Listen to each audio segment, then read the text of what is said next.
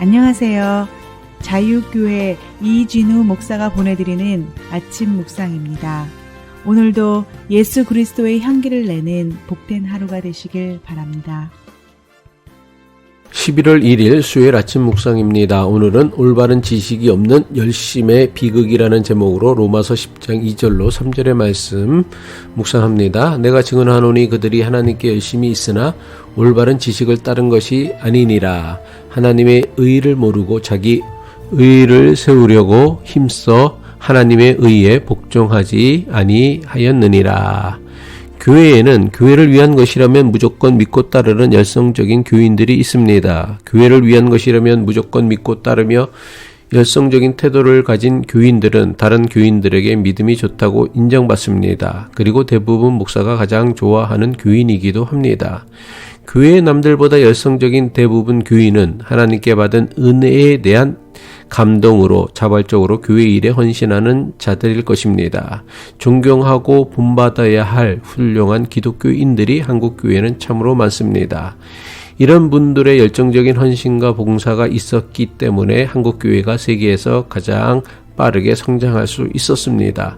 이런 분들의 헌신과 기도를 결코 잊어서는 안 되며 가볍게 평가해서도 안 될 것입니다. 하지만 교인들의 열정적인 헌신과 기도로 세워진 오늘날 한국교회의 모습이 과연 좋기만 할까요?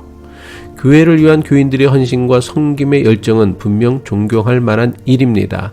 하지만 교회 일이라면, 목사의 가르침이라면 열리를 제쳐놓고 무조건 믿고 따르는 교인들이 만들어낸 결과가 좋기만 한 것은 아니었습니다. 너무나 많은 교회가 하나님이 원하시는 교회와는 너무나 거리가 먼 비정상적인 교회가 되고 있습니다. 심지어 많은 교회가 그리고 목사와 교인들이 세상 사람들에게조차 손가락질 받는 천덕꾸러기 신세가 되었습니다. 이상하지 않습니까? 열정적인 신앙의 사람들이 눈물과 피와 땀으로 세운 교회라면 마땅히 아름답고 칭찬받는 교회로 반듯하게 서야 마땅합니다. 하지만 오늘날 한국교회의 현실은 형편없이 일그러져 있습니다. 도대체 왜 이런 일이 생긴 것입니까? 로마 교회에 보내는 사도 바울의 편지는 도대체 왜 이런 일이 오늘날 교회에서 생겼는가를 가장 잘 보여주는 말씀입니다.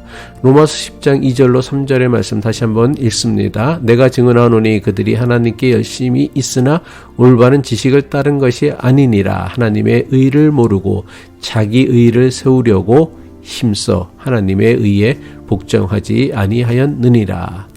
하나님께 대한 열심만 있었지 하나님에 대한 올바른 지식을 따른 것이 아니라는 사도 바울의 말씀은 스스로 하나님의 택한 백성이라고 자부하였던 이스라엘 백성의 영적 타락과 불순종에 관한 설명입니다. 하지만 이것은 사도 바울 자신의 이야기이기도 합니다. 사도 바울은 예수님을 만나기 이전까지 누구보다도 하나님을 섬기는 열성이 남들보다 특별했던 사람이었습니다. 그런데 하나님에 대한 열성이 누구보다 특별했던 바울이 하나님에 대한 그의 열성으로 했던 일이 무엇이었습니까? 예수님을 따르는 사람들을 핍박하고 잡아들이고 죽이는 일에 앞장섰습니다. 하나님을 섬기는 열성이 오히려 예수 믿는 자들을 핍박하고 복음을 방해하고 가로막는 엉뚱한 결과로 이어졌던 것입니다. 바울은 자기의 경험을 통해 로마 교회 교인들에게 말씀합니다. 올바른 지식이 없는 열심과 열성이 얼마나 위험한 것인지를 분명하게 말씀합니다. 하나님에 대한 바른 지식이 없는 하나님에 대한 열심과 열성이 얼마나 위험한 것인지를 너무나 생생하게 경험했습니다. 사도 바울이 2000년 전에 그토록 엄격하게 경고하였던 위험한 일들이 지금도 여전히 반복하고 있습니다. 너무나 많은 목사가 교인들에게 지극히 단순한 교리적인 믿음만을 무조건 믿으며 신앙생활 하라고 가르칩니다. 도대체 믿는다는 것이 무엇인지, 구원이 무엇인지, 하나님 나라가 무엇인지, 성경 66권이 어떻게 기록되어졌는지 제대로 가르쳐 주지도 않고 무조건 믿으라고만 강요합니다.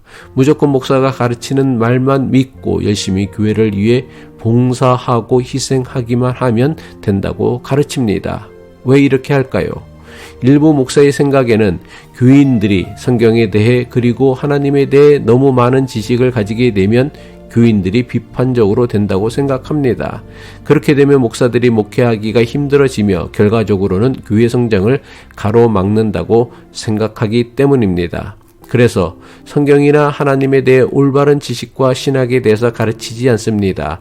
대신에 그저 무조건 믿고 따르는 열성적이고 희생적인 성도들을 만드는 데에만 몰두해 왔습니다. 그 결과가 무엇입니까? 교회는 더 이상 하나님의 교회가 아니라 목사의 교회로 전락하고 말았습니다. 중세 카톨릭 교회가 예수님의 교회가 아닌 교황의 교회로 전락한 것처럼 오늘날 개신교회 역시 예수님의 교회가 아닌 목사의 교회가 되어가고 있습니다. 중세 카톨릭 교회의 타락보다 오늘날 개신교회의 타락이 더욱 심각하고 위험한 이유는 중세 카톨릭 교회에는 교황이 한 명뿐이었습니다. 하지만 오늘날 개신교회는 중세 카톨릭 교회의 타락한 교황과 맞먹는 권세를 가진 담임 목사들이 교회마다 한 명씩 있다는 것입니다. 하나님에 대한 올바른 지식, 올바른 믿음에 기초하지 않은 열심과 열정은 하나님과는 아무런 상관이 없는 타락한 교회를 만들어 갈 뿐입니다. 기도하겠습니다. 교회를 통해 주님의 나라를 확장해 가시는 하나님 아버지, 주님의 뜻을 이루는 교회를 이루어 가기 위해 하나님과 교회를 위한 우리의 열심과 헌신이 과연 올바른 지식과 올바른 믿음에 의한 것인지 분별할 수 있게 하옵소서. 오늘도 주님의 뜻이 이루어지는 하나님 나라를 위해 살아가는 복된 하루 살아내길 바라며 예수 그리스도의 이름으로 기도합니다.